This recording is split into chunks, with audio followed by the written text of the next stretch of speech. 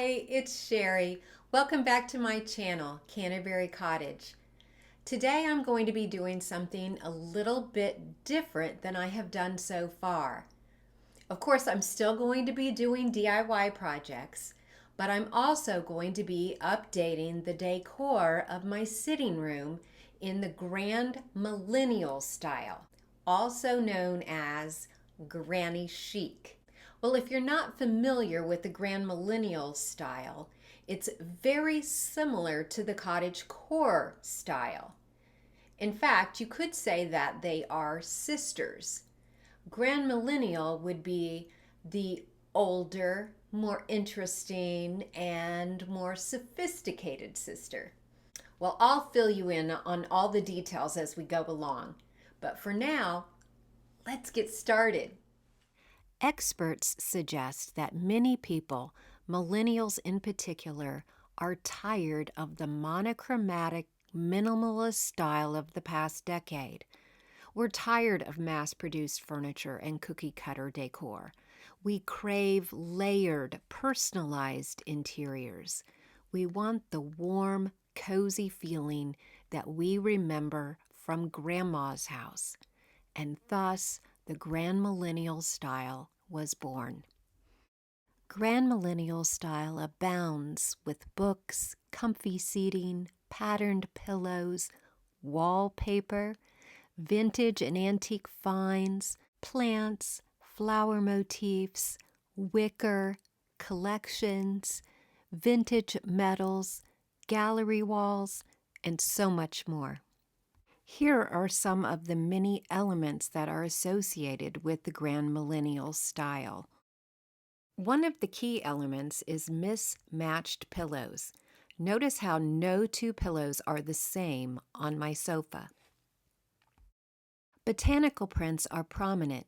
Here I printed out a fern image on an old book page and taped it inside a vintage frame. You could also print out a botanical image and Mod Podge it to an old book.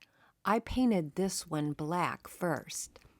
After the Mod Podge was dry, I used some twine and tied on a fern leaf and some dried flowers.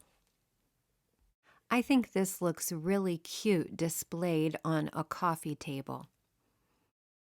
I decided to use this old weather instrument to add another botanical element to my room. First, I popped off the backs, and then I popped off the clear plastic fronts. Then I removed all of the hardware, and I spray painted everything black. While the paint was drying, I cut 3 circles from an old dictionary page, using the plastic covers as a guide. I inserted some dried flowers. I ordered these off of AliExpress for a couple dollars. When the paint was dry, I used a glue stick to adhere the dictionary pages to the inside of each circle. I then placed the dried flowers in and popped the clear plastic covers back on. I think it would be fun to press flowers and leaves from my own yard to put in this little weather instrument display. You also see a lot of vintage art in Grand Millennial style, which I love because that just gives me one more thing to look for when I'm out thrift shopping. And I get extra excited to find an original oil painting. And you really can't be granny chic without a lot of plants. Real plants, dried plants, faux plants, it doesn't matter. I mix them all together and I think it looks great. And to go along with all of those plants is a color palette that is inspired by nature.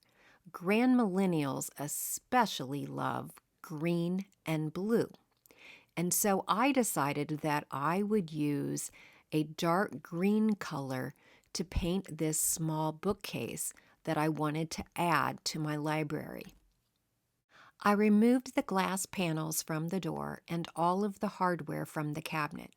I filled an old crock pot full of water and a few squirts of Dawn dish soap. I threw the hardware in and let it soak overnight to remove any grime and old paint. I used an old sign to create a solid wood base for the cabinet. Using a pencil, I traced the base size on the piece of wood and then cut it out 1 inch larger on the sides and the front. I don't have a nail gun, and so I screwed the piece of wood to the bookcase. I sanded the edges a bit, and then I drilled 4 holes to screw in feet. These were feet that I took off an old cabinet that I had years ago. I used some green chalk paint that I already had, but I wasn't liking the color as I began painting it. So I ran to the hardware store where I was lucky enough to find a quart of green paint in the mist tint pile for only $2. What are the chances? I guess it was meant to be.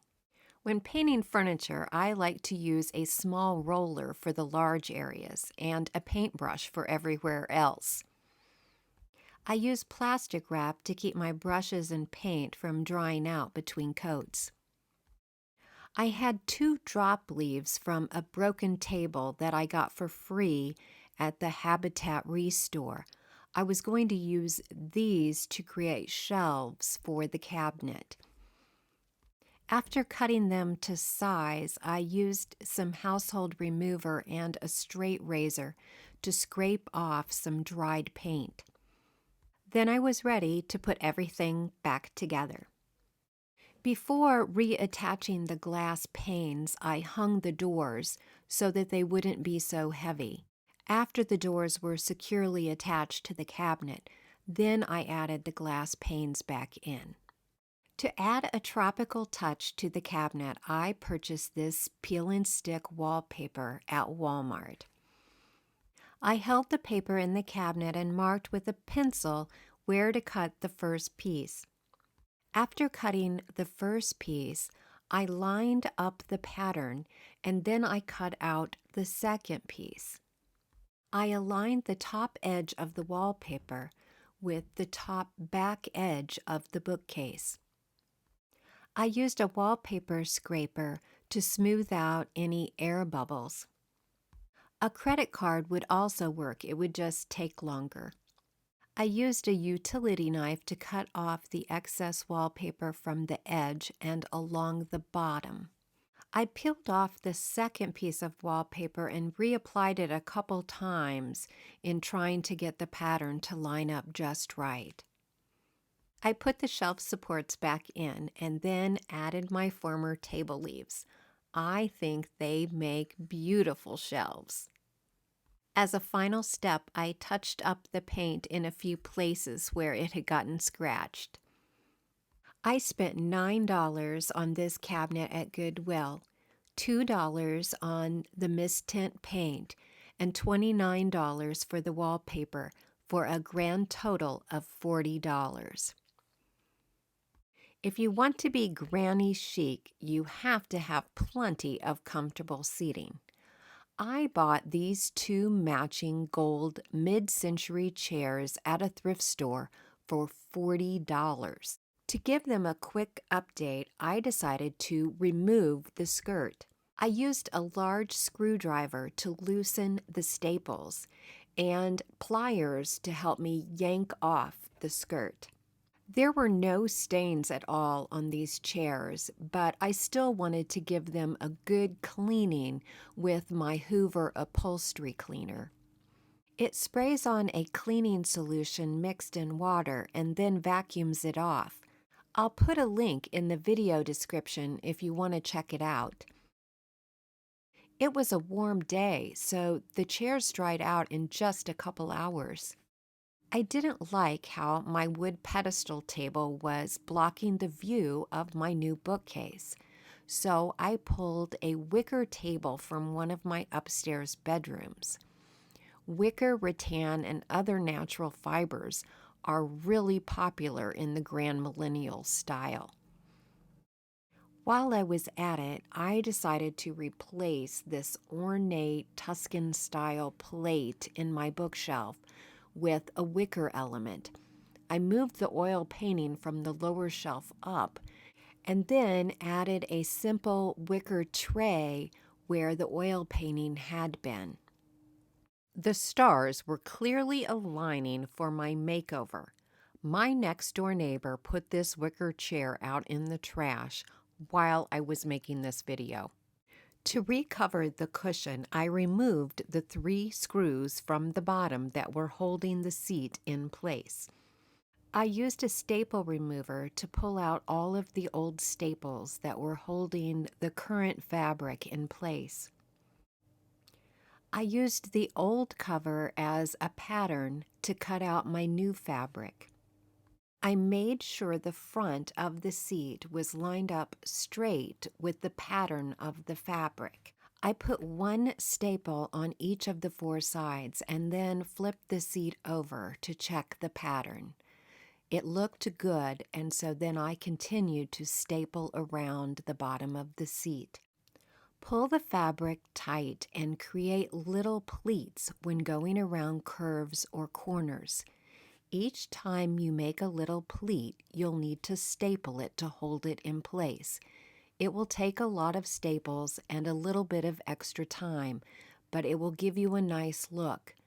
Don't fold the fabric like a present unless you want your cushion to look like you wrapped a present. I cut off the excess fabric and then screwed the seat back to the chair. How easy was that to reupholster a seat cushion? This little stool is very granny chic, but the punch needle upholstery was very dirty, so I gave it a good cleaning while I had my upholstery cleaner out. I think it looks cute in front of my vintage chairs, which of course I covered with mismatched pillows and throws. Although I kept many farmhouse elements in my kitchen and sitting room, I felt this end table was just a little too farmhouse for the look that I was going for. I had picked up this old metal table at a thrift store for $9, and I felt that it would really match the Grand Millennial style much better. The top of the table is a natural stone, so I covered it with some newspaper and tape, and then I spray painted the entire table in matte black spray paint. I styled it with some plants, and I love it next to my sofa. I like it so much better than the farmhouse table that was there. I have a lot of vintage metal in the room. I have always loved brass, and I am so glad that it is back in style. Because both my rug and furniture upholstery are in solid neutral colors, I can really layer on the pattern with pillows and with throws.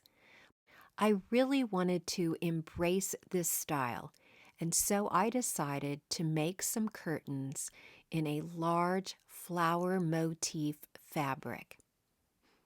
I actually picked 2 different fabrics from the Waverly precut fabric selection at Walmart. For each curtain, you will use 1 2-yard piece of fabric plus 18 inches cut from a second fabric. Align the edges of the 2 fabrics with the patterned sides facing each other. Pin them together and then sew them together with a 1/2 inch seam allowance.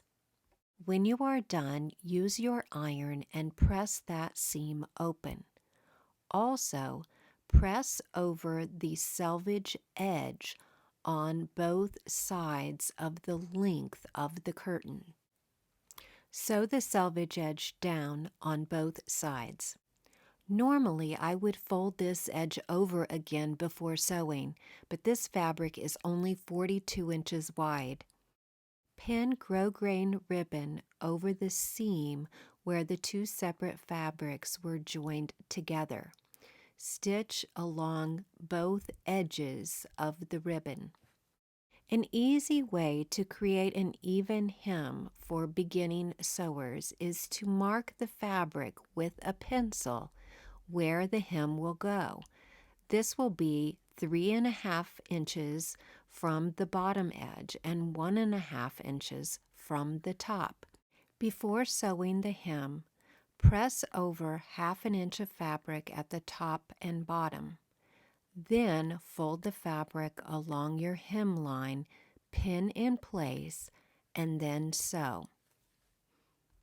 By using the pre-cut fabric available at Walmart, you can make 4 curtains for under $60.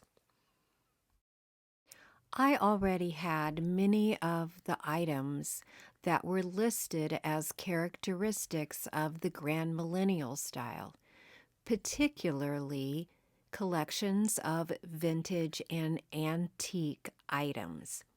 These can be furniture pieces, architectural salvage, old frames, or small decor items that you put on a shelf.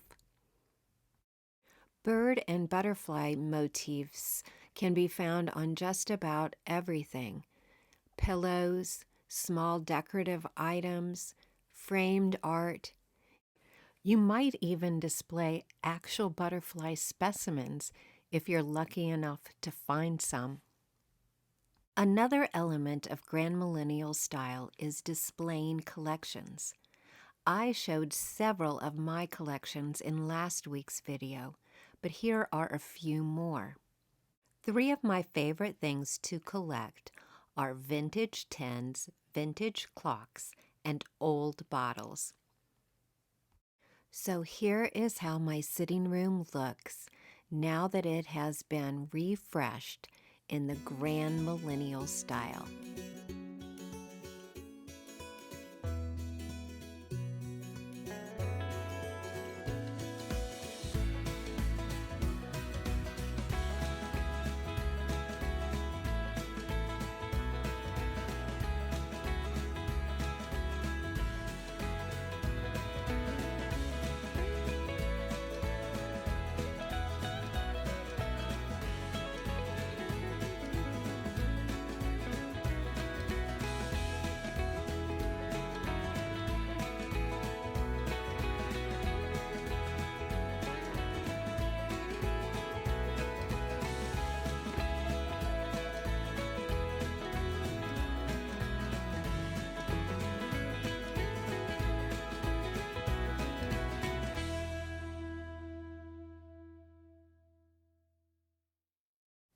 While my gold chairs were in great condition, they were just a little too mid-century modern for me.